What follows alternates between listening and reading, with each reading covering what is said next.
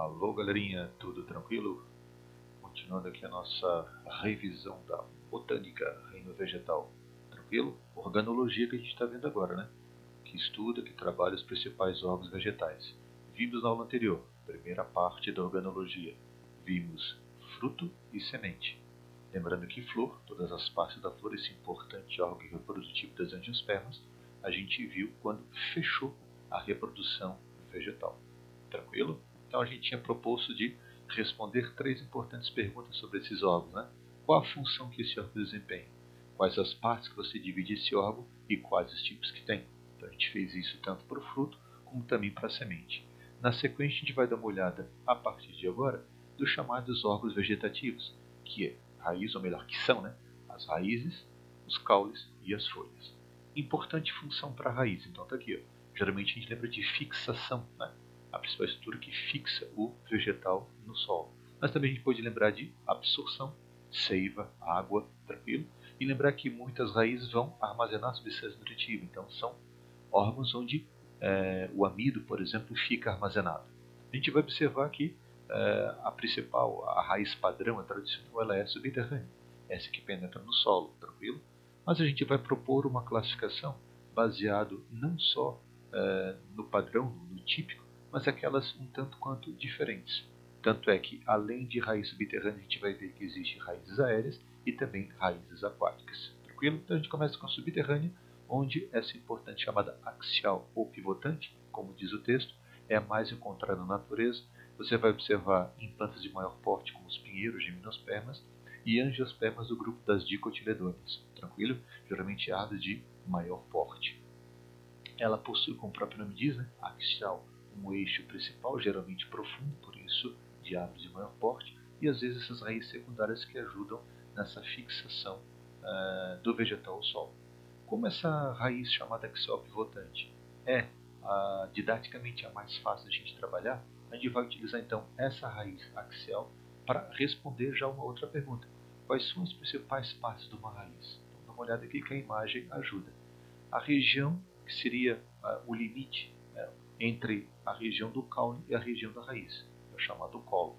Tranquilo? Descendo um pouquinho, a chamada zona suberosa, ou também chamada de ramificação, onde você tem essas raízes laterais. A zona pilífera, absorção importante dos pelos, a absorção de água, de nutrientes e minerais que essa planta encontra no solo. A zona lisa, onde você vai ter células em alta taxa de mitose, porque essa zona promove o crescimento primário, o crescimento em profundidade, crescimento longitudinal. A coifa, a extremidade dessa raiz, que é essa ponta, essa proteção que só existe na raiz e não existe no caule, a gente já tinha visto isso na parte dos tecidos. Então, essa estrutura protetora, perfeito, que permite, à medida que essa raiz vai penetrando, protege, tranquilo, essa raiz do desgaste, do atrito que vai ocorrendo à medida que ela vai descendo do solo. Então está aqui as importantes partes de uma raiz do tipo axial. Além da axial, a gente vai observar que algumas plantas, agora de menor porte, típico de monocotiledôneas como as gramíneas, não tem esse eixo principal. Não são raízes que penetram profundamente no solo, e sim raízes que se espalham, perfeito? Não se aprofundam, mas se espalham nesse solo. O exemplo que a gente bota aqui é o que acontece com o milho, exemplo de monocotiledôneas. Tanto é que muitas gramíneas são utilizadas locais para evitar a erosão do solo, justamente por isso. No local de penetrar profundamente no solo, essa raiz se ramifica, evitando a erosão. Temos que lembrar que muitas raízes armazenam substâncias nutritivas, são chamadas raízes tuberosas, cuja principal substância de reserva é o amido, típico dos vegetais. Olha os exemplos interessantes que tem aqui. A gente começa aqui com o cantinho esquerdo, pode ser? A batata doce, a gente tem a cenoura, a gente tem a mandioca, o aipim, a gente tem a beterraba, ok? Então, rabanete aqui embaixo. Então, temos exemplos de vegetais que, inclusive, têm importância econômica usando a alimentação porque armazenam amido. Percebi uma coisa interessante, eu falei batata doce, não falei batata inglesa, que também, com certeza, é extremamente importante, mas curioso, a batata inglesa não é considerada uma raiz tuberosa, e sim um caule. Então fica ligado que a gente já vai explicar essa diferença na sequência do nosso bate-papo de hoje. Além das raízes subterrâneas, que são as principais, a gente coloca agora o tipo B, raízes aquáticas, típico, claro, de plantas que vivem em regiões aquáticas.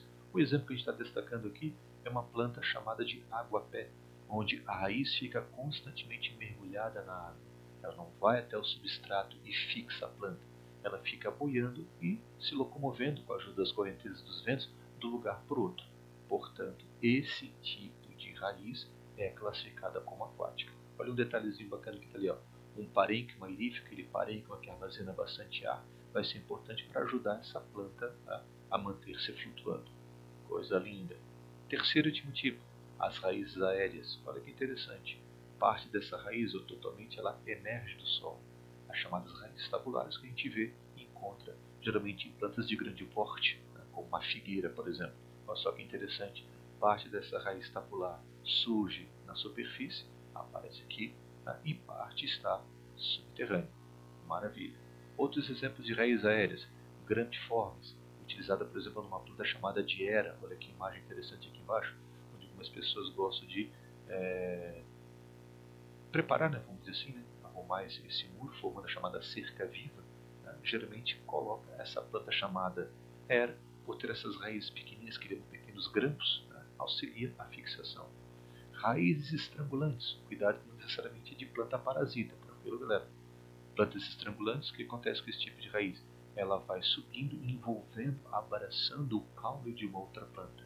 Exemplo, figueira mata-pau. Então tu tens aqui uma palmeira, provavelmente aqui, né? Tu percebe parte dessas raízes dessa figueira mata-pau envolvendo, abraçando esse vegetal. Show de bola.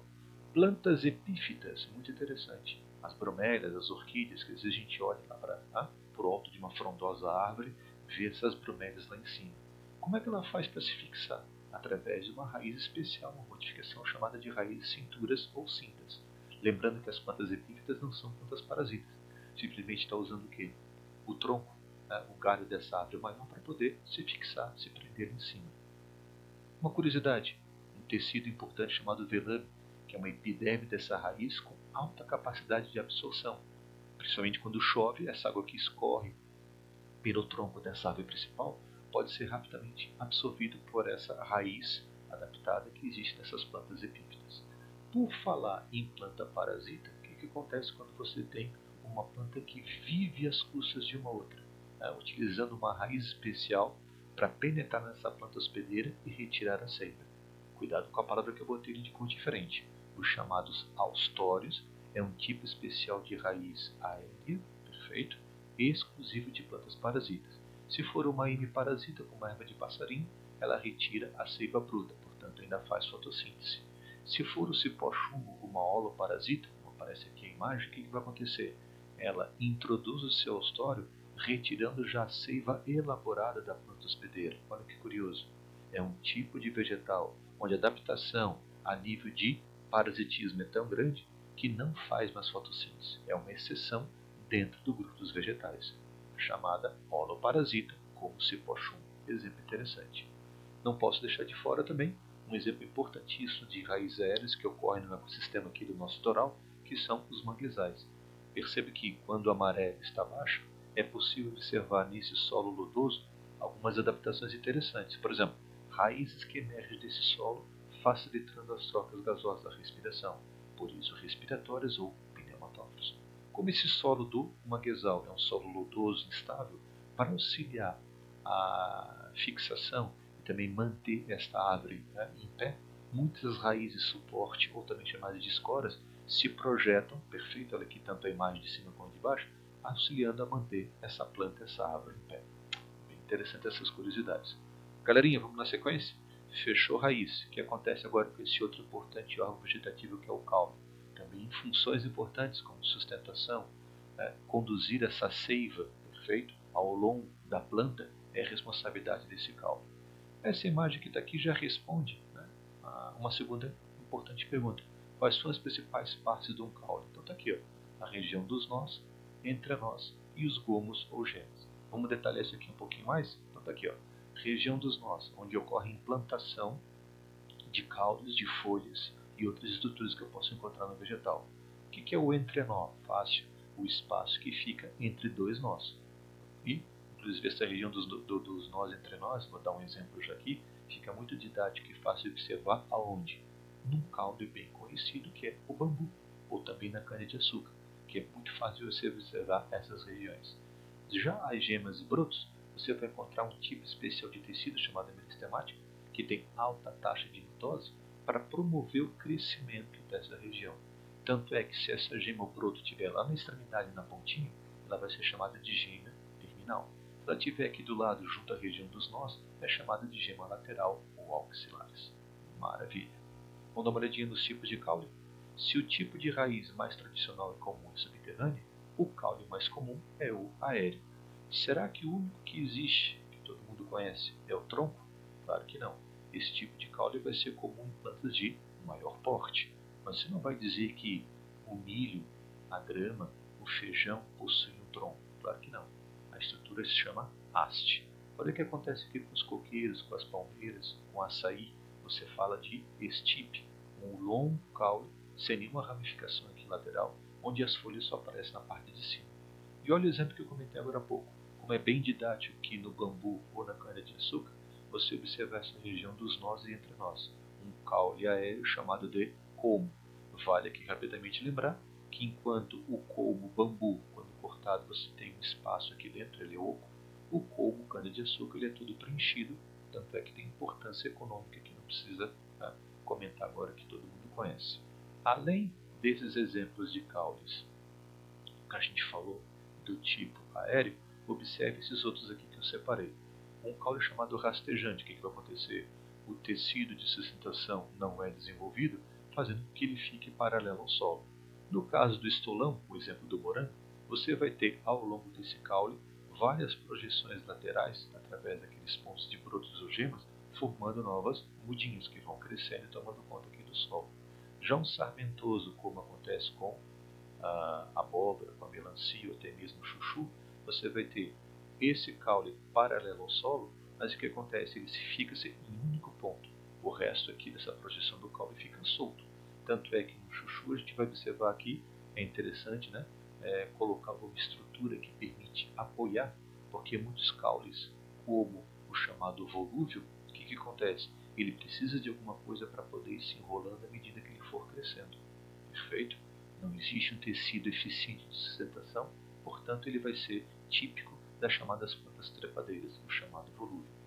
Olha o que acontece aqui com o caso do cactus. Perceba que aqui a gente tem uma adaptação muito interessante. Não só a modificação a nível de folhas que virou espinhos, mas agora esse caule de cor verde que faz fotossíntese vai ser chamado de cladódio. Então, outro tipo interessante e particular de caule do tipo aéreo. Um segundo tipo, a gente viu que tinha raiz aquática, mas existe também caule aquático. E perceba que agora, no lugar do aguapé, eu estou te mostrando a imagem de quem? Da Vitória Regia, uma planta bastante conhecida da região do Pantanal, da Amazônia, onde essas folhas de grande tamanho, dá para ver aqui nessa foto aqui bem didática de uma pessoa segurando, mantém-se flutuando na lâmina d'água. O caule é aquático, perfeito, mas a raiz da Vitória Regia é subterrânea. Por isso que a gente não usou esse exemplo no grupo anterior ali das raízes aquáticas. Perfeito? Então aqui as imagens lá te mostram essa diferença que existe entre o aguapé e a Vitória Regia. E o terceiro e último caso são chamados caules subterrâneos, portanto, caules que vão penetrar nesse solo. Olha aqui, ó.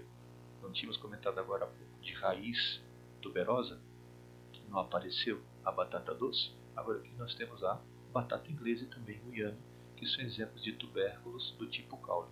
Percebe que nessa imagem aqui, a presença dessas estruturas, esses pontinhos escuros chamados olhinhos da batata, nada mais são do que as gemas, aquelas células meristemáticas que a gente só encontra no caule, e como não existe na raiz, é uma diferenciação importante biológica, botânica, para diferenciar esses dois tipos de tubérculo, tubérculo raiz e tubérculo caule. Rizoma, um outro importante caule subterrâneo, como a gente observa, por exemplo, na bananeira, no gengibre e até na própria samambaia, são caules subterrâneos, e essa estrutura que emerge desse solo não é considerado um caule verdadeiro. Um outro subterrâneo importantíssimo na nossa alimentação são os bulbos, como o chamado bulbo composto e o bulbo simples. O exemplo do composto alho, a gente vai lembrar dos dentes do alho, e o bulbo simples, que é o caso da cebola. Exemplos então importantes de caules subterrâneos. Não comentei agora há pouco contigo o exemplo da bananeira? Olha só. O caule verdadeiro ele é subterrâneo, o chamado rizoma.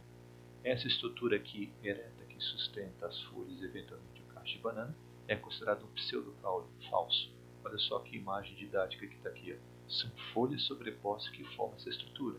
Tanto é que muitas vezes você derrubando essa bananeira para pegar o cacho aqui em cima, se você não mexer no rizoma subterrâneo, pode acontecer dessa bananeira brotar de novo. Por isso, um exemplo de pseudocaule. Outros exemplos de modificações de caule para auxiliar em diferentes funções para a planta. Quando você tem plantas trepadeiras, a gente viu agora por causa do chuchu, estou te mostrando aqui as parreiras da uva, você tem essa estrutura chamada gavinha, que é uma modificação do caule, prendendo esse vegetal no substrato. Perfeito? Essa molinha toda enrolada aqui. Ó. Xilopódios, um outro exemplo interessante de plantas adaptadas a regiões áridas, por exemplo, no cerrado a gente encontra, onde esse caule volumoso armazena água. Espinhos do limoeiro, os espinhos do mamor anticristo. Lembra? Não posso confundir com apulho. Apulho é aquela estrutura que eu vou encontrar onde? Na roseira.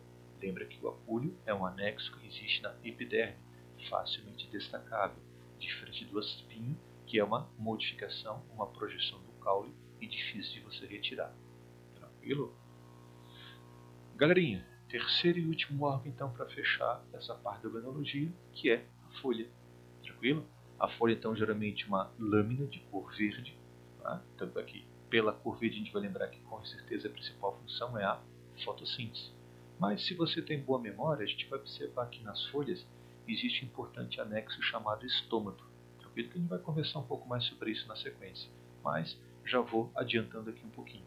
O estômago é uma abertura microscópica que existe na folha que permite a passagem de gases e de água. Portanto, eu posso lembrar que a folha, além da função da fotossíntese, também é importante nos processos de respiração e transpiração vegetal. Essa imagem que está aqui, e agora eu abrindo aqui o texto, né, revela a segunda importante pergunta. Quais são as principais partes da folha? Então perceba que essa lâmina aqui de cor verde é o limbo, né? Uma estrutura mais fácil e perceptível, um tecido rico em cloroplasto e clorofila, portanto a sede da fotossíntese. O pecíolo, essa projeção que permite a fixação, né? Ligar essa folha ao caule. Bainha, aqui na base, essa dilatação, essa projeção do pecíolo que se prende no caule, e muitas vezes eu posso encontrar chamadas estípulas, essas duas projeções aqui, né? Que em alguns casos pode endurecer e formar espinhos. Portanto, essa imagem aqui da esquerda te mostra todas as estruturas possíveis de eu encontrar numa folha vegetal. Só que o que acontece? Quando eu classifico as folhas, né, quais são os tipos que existem, eu posso encontrar algumas variedades interessantes. Quando uma folha é completa, todas aquelas partes que a gente viu agora há pouco, principalmente o limbo, o pecíolo e a bainha, estão presentes.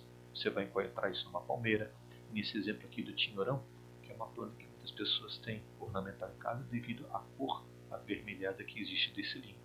Mas se ela não for completa, alguma parte, alguma estrutura dessa folha está faltando. Se falta alguma coisa, então está aqui, ó, as chamadas incompletas, tudo bem? Se você tiver uma folha invaginante ou apeciolada, então o que acontece? A apeciolada não tem o pecíolo. O que acontece? Você vai ter a fixação dessa folha diretamente através de quem? Da bainha. Perfeito. Isso é o que acontece, típico das monocotiledôneas. A bananeira, a grama, o milho são exemplos importantes de apecioladas. Mas se ela for peciolada, beleza, existe o pecíolo, mas agora não vai ter o que? A bainha. Então está aqui, ó, a imagem, por exemplo, da quaresmeira, onde eu tenho o limbo bem desenvolvido, o pecíolo que se prende diretamente no caule, não existindo a bainha. E olha que interessante esse terceiro caso. Folhas sésseis não possuem nem pecíolo e nem a bainha. Muito interessante. Portanto, o que você tem? O limbo, né, a folha em si, se fixando diretamente no caule. Exemplo, a folha do fumo e também do abacaxi. Dois exemplos de sésseis. Um outro critério que eu posso usar para diferenciar as folhas são as nervuras, aqueles feixes de vasos condutores de seiva que transportam água, minerais, nutrientes, né, pela folha. Olha só que interessante a folha, por exemplo, de uma grama. Por que ela vai ser chamada de paralelinérvia? Dá para ver que trocando elemento, essas nervuras passando aqui de fora paralela, uma do ladinho da outra. Diferente do que acontece numa folha reticulinérvia, onde você vai observar uma nervura principal e nervuras secundárias que passam, que saem, melhor dizendo, dessa principal que corre aqui bem no meio da folha. É o que acontece com as dicotiledôneas, perfeito? Como, por exemplo, que ele botou aqui, a goiabeira. Uma outra forma de classificar, tu viu que tem bastante coisa, para classificação, é com relação ao limbo. Então a gente pode ter limbo simples, ou seja, esse limbo não é dividido em pedaços menores, os chamados folíolos, como acontece com a folha do cafeiro. Perfeito? Goiabeira, abacateiro, laranjeira, todas teriam essa folha cujo limbo é simples. Mas o que acontece quando eu tenho um limbo composto? Então está aqui, ele vai ser dividido em alguns folíolos, como a roseira, a samambaia, o flamboyante. Então olha só que interessante, aqui eu tenho uma folha só.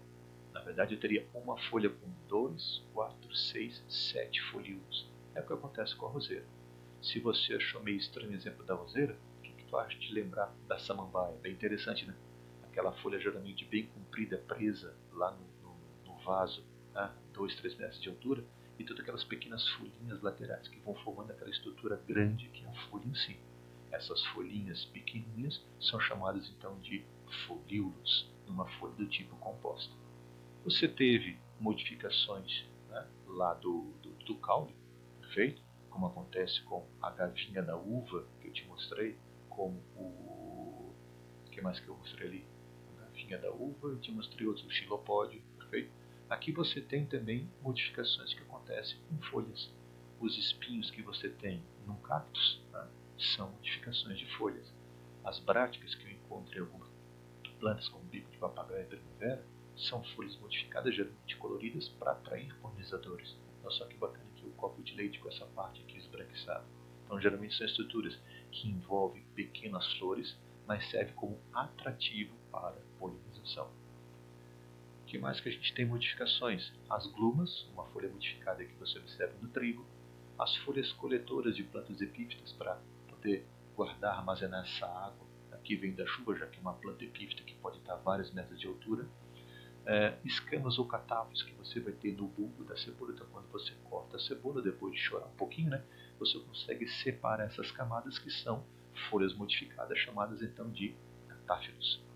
Gavinha de novo, galera, olha só que interessante. Só que antes na uva, aquela gavinha para fixação era uma modificação do caule. E agora eu tenho aqui uma gavinha que vai ser o quê? Uma modificação das folhas. O exemplo da ervilha. Modificação foliar que forma os cotilédones, separando angiospermas mono e angiospermas dicotiledôneos. Lembra que é uma modificação da folha, que depois lá na semente vai permitir o quê? Armazenar as substâncias de reserva desse embrião. Um outro fato interessante aqui, uma curiosidade, eu acho bem legal, são as chamadas adaptações das chamadas plantas carnívoras, melhor dizendo, insetívoras, que capturam pequenos insetos. Então perceba que existem diferentes estratégias para capturar esses insetos. Uma folha que fecha, perfeito? A drósera que a gente encontra aqui na nossa região das restingas, que produz esses pelos aqui com substância colante para capturar pequenos insetos. E a sarracenia que forma também uma espécie de uma armadilha, um cone, onde eventualmente um animal cai aqui dentro, é armazenado e pode ser utilizado como fonte de alimento. Interessante adaptações. Galerinha, só para fechar então, exercícios aqui da nossa apostila. Estou sugerindo esses dois aqui, certo? Para fechar esse conteúdo de organologia. Seguimos ainda nas próximas aulas para poder fechar a parte da botânica. Um forte abraço, até mais.